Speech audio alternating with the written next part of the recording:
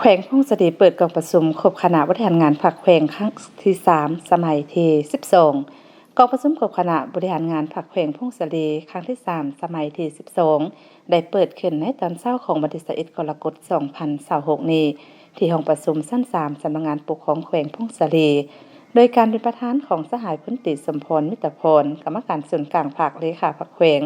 ประธานสภาประชาชนแขวงพงศดีเข้าร่วมมีห้องเลขาพรรคแขวงคณะประจำพรรคแขวงกรรมการพรรคแขวงเลขาคณะพรรคฐานเลขาหน่วยพรรคพนักงานองค์การแขวงองค์การกรมกองเข้าร่วมสหายพ้นติเสริมพรมิตรพรกรรมการส่วนกลางพรรคเลขาพรรคแขวงประธานสภาประชาชนแขวงพงศดีได้มีคำเห็นกล่าวไขกองประชุมว่า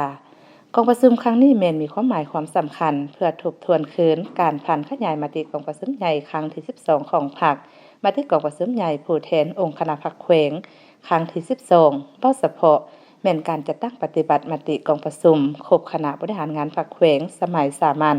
ครั้งที่12ก็คือการสำรวจกวดกาและตีราคาบรรดาหน้าเวียกที่บางใบสามารถผ่านขยายจัดตั้งปฏิบัติอย่างใดแลและอย่างข้างขาอันใด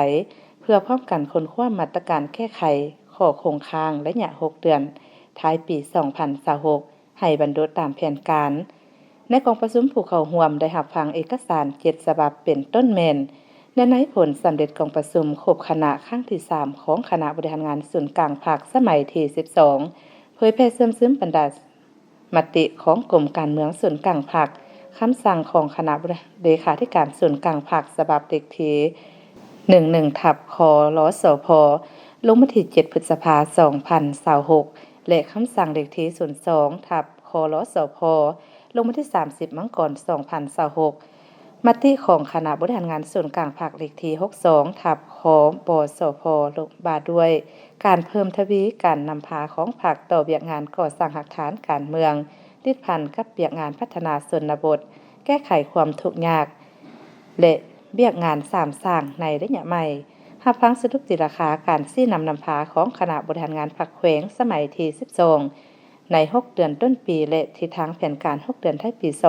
2026รับฟังการรายงานผลการดำเนินของประชุมองค์การปกครองแขวงครั้งที่2ชุดที่10รับฟังสรุปการจัดตั้งปฏิบัติเวียกงานก่อสร้างหลักฐานการเมืองเวียกงานพัฒนาชนบทแก้ไขความทุกข์ยากและเวียกงานสร้างประจำ6เดือนต้นปี2026และทิศทางแผนการ6เดือนท้ายปี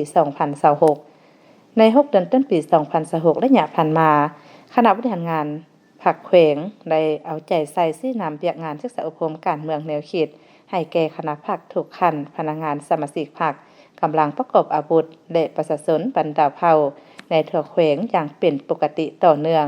ติดพันกับการจัดตั้งเสริมและพันขยายมติกองประชุมใหญ่ครั้งที่12ของพรรคมติกองประชุมใหญ่ขององค์คณะพรรคแขวงเวียกงานป้องกันศาสตร์ป้องกันความสงบได้สืบต่อปฏิบัติตามแนวทางป้องกันศาสตร์ป้องกันความสงบทั่วปวงชนรอบด้านของพรรคอย่างตั้งหน้าด้านพัฒนาเศรษฐกิจและแก้ไขความทุกข์ยากได้เอาใจใส่ซี่นำจัดตั้งปฏิบัติแผนพัฒนาเศรษฐกิจสังคม5ปีครั้งที่10 2025-2030โดยซุมใส่จัดตั้งปฏิบัติตามท่าแหงตามทางออกของแขวงสามารถจัดเก็บรายรับเข้างบประมาณบรรดุได้ทั้งหมด387.21ตื้อกีบส่วนเวียกงานด้านอื่นๆก็ได้ซี่นำจัดตั้งปฏิบัติและมีผลสำเร็จเป็นเก่าๆกองประชุมครั้งนี้จะดำเนินเป็นเวลา2 วันจึงสำเร็จลง